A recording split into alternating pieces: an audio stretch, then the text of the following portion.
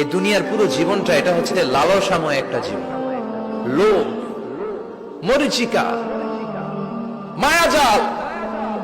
এই মায়াজালে আমরা আটকে আছি, ফলে মৃত্যুর কথা আমরা ভুলে গিয়েছি।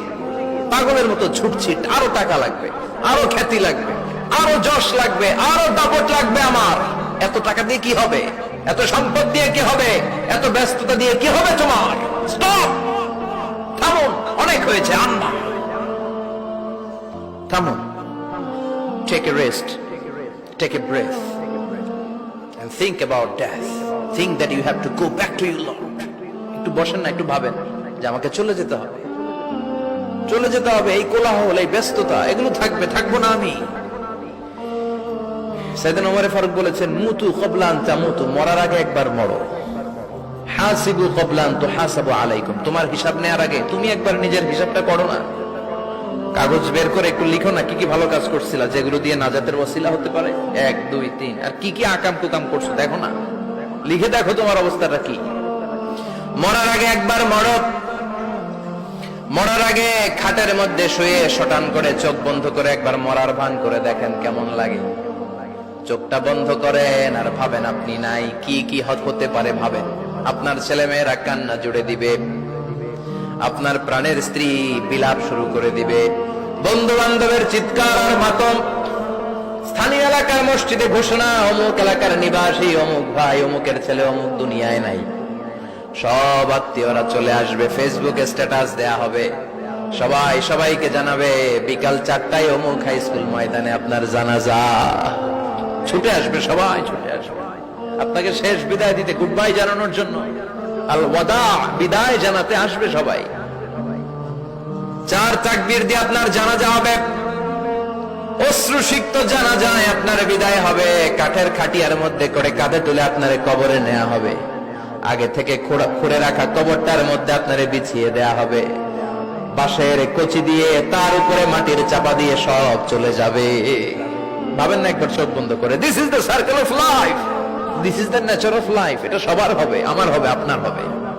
এত মায়া, এত ভালোবাসা কই যাবে? কেউ থাকবে না, সবাই আপনার অন্ধকার কবরে রেখে দিয়ে চলে আসবে। উপরে বাঁশের কঞ্চি, তার উপরে মাটির চাপা, অন্ধকার আর অন্ধকার। এই অন্ধকার যেন শেষ হতে চায় না, শুধুই অন্ধকার, ঠিক কিনা? এজন্য আমাদের চলে যেতে হবে। দাদা গেল, চাচা গেল, মামা গেল, আমাদেরকেও যেতে হবে, জোরে কোন ঠিক কিনা? একদিন মাটির ভেতরে হবে ঘরে মন আমার, কেন বন্ধ দালান ঘর, প্রাণ পাখি উড়ে যাবে পিঞ্জর ছেড়ে।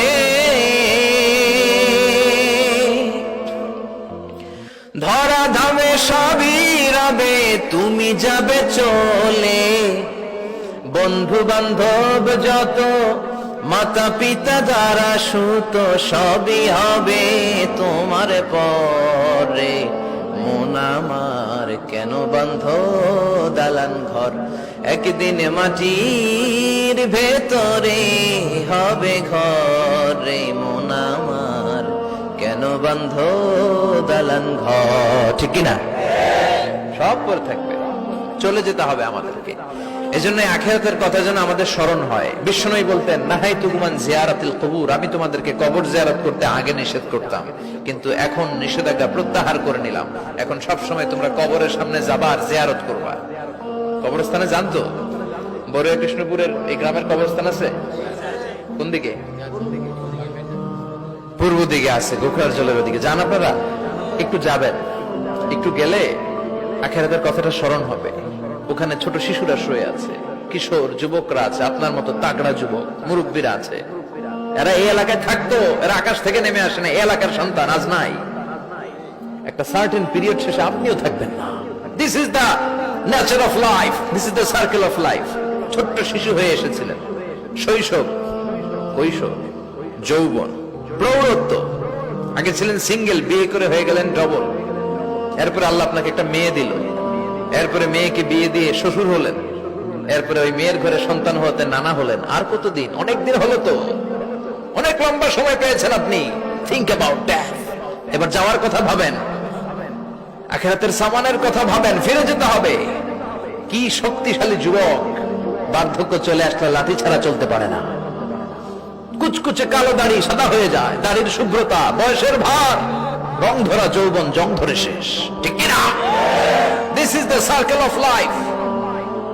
যুবক ভাইরা, এটাই জীবন, চলে যেতে হবে, কেউ থাকতে পারবে না, ঠিক কিনা? এটা রিমাইন্ডার আল্লাহ এই সূরার ভেতরে দিয়েছেন যে তোমাদেরকে ফিরে যেতে হবে, এই লোভ লালসা ছেড়ে দাও। রব্বুল আলামিন বলেন, আলহাকুমুত তাকাসুর হাত্তা যুরতুমুল মাকাবির। ও গোলাম, দুনিয়ার সম্পদ, লোভ লালসা তোদেরকে পাগল বানিয়ে দিয়েছে। এই লোভ পাগলামি কোনোদিন তোদের থামবে না যতদিন না তোরা কবরে ঢুকবি, ঠিক কিনা? কার কথা? আল্লাহ বললেন, দুনিয়ার সম্পদ আর লোভ আর মোহে তোমরা গাফেল হয়ে গিয়েছো। আখিরাতের কথা বেমালুম তোমরা ভুলে গিয়েছো, কিন্তু আখিরাতে তোমাদের যেতেই হবে, কবরের বাড়িতে তোমাদের ঢুকতেই হবে, ঠিক কিনা? যেতেই হবে, আমরা ভুলে যাই। আলহাকুমুত তাকাসুর, অতিরিক্ত পাওয়ার লোভ, বেশি বেশি খাওয়ার লোভ, বেশি বেশি জমানোর লোভ মানুষকে গাফেল বানিয়ে দিয়েছে। এটা মানুষের স্বভাব, আরো চাই আরো চাই, এই স্বভাবটা আছে না নাই? দেখবেন ছোট বাচ্চারা মসজিদের দোয়া অনুষ্ঠান শেষে জিলাপি দেয় না? গড়িয়া কৃষ্ণপুর কি দেয়?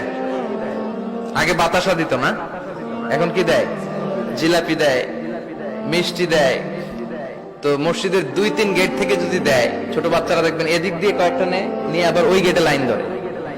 ওর হাত হলো ছোট হাত, ওর হাত ভর্তি জিলাপি, আর নেওয়ার জায়গা না, এরপর আরেক জায়গায় লাইন ধরছে, আরো লাগবে আরো লাগবে, এই আরো আরো আরো চাই, এই স্বভাবটাই মানুষকে কুড়ে কুড়ে শেষ করে দিয়েছে। এত লাগবে কেন তোমার? চাহিদার কোনো শেষ নাই, unlimited demand of human being. যার আছে বেশি তার চাই বেশি, যার সাইকেল আছে তার হুন্ডা চাই, হুন্ডা আছে তো প্রাইভেট কার চাই, প্রাইভেট কার আছে তো প্লেন চাই, প্লেন আছে তো হেলিকপ্টার চাই, হেলিকপ্টার আছে তো ওইটা চাই, ওইটা আছে তো সেটা চাই, ঠিক কিনা? এলাকার মেম্বার যে হয়েছে চেয়ারম্যান হতে চায়, আছে না নাই? চেয়ারম্যান সাহেব এমপি হতে চায়, আছে না নাই? এমপি সাহেব মন্ত্রী হতে চায়, আছে না নাই? মন্ত্রী সাহেব প্রধানমন্ত্রী হতে চায়, আছে না নাই? কিন্তু এই দেশে সুযোগ নাই।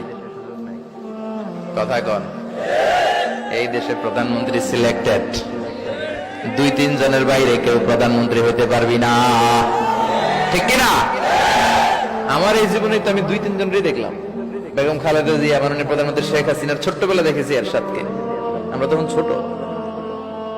তো মানুষের চাহিদার কোনো শেষ নাই, যার আছে বেশি তার চাই বেশি।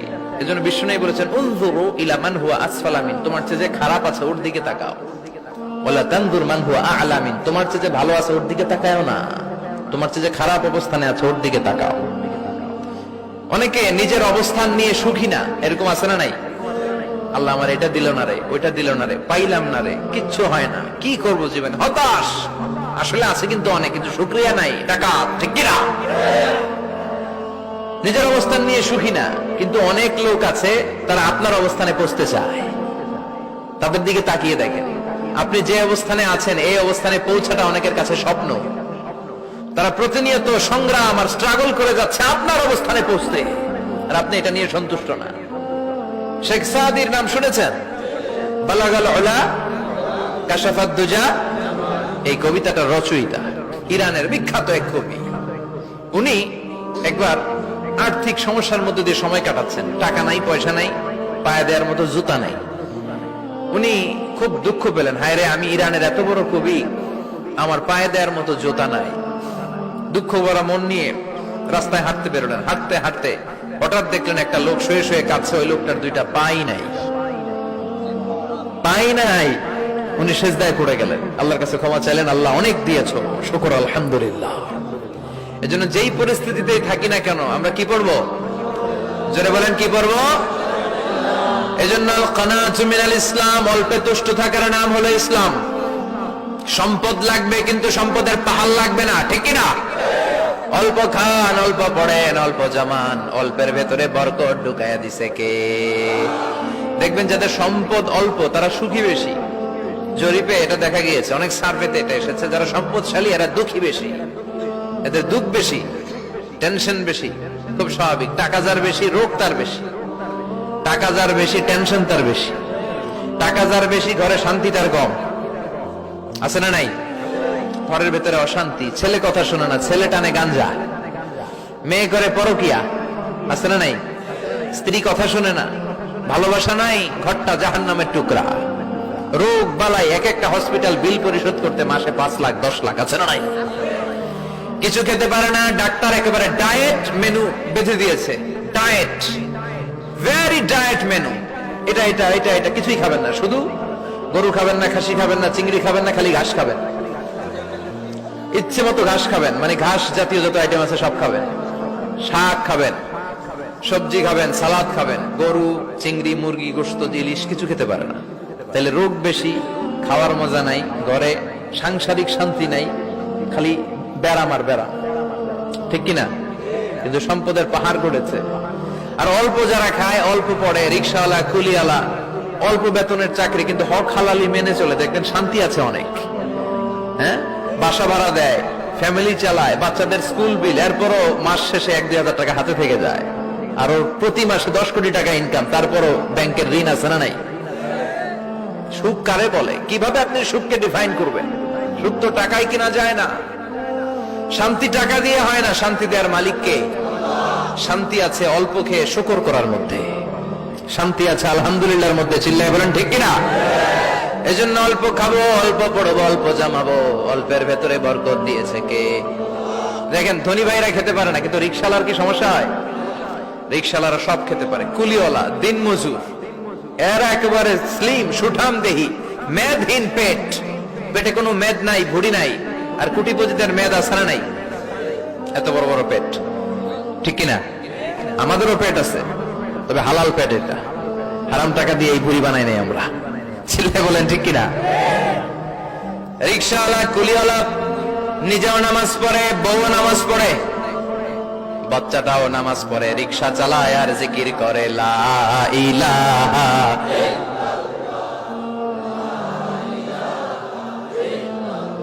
লা ইলাহা ইল্লাল্লাহু মুহাম্মাদুর রাসূলুল্লাহ সাল্লাল্লাহু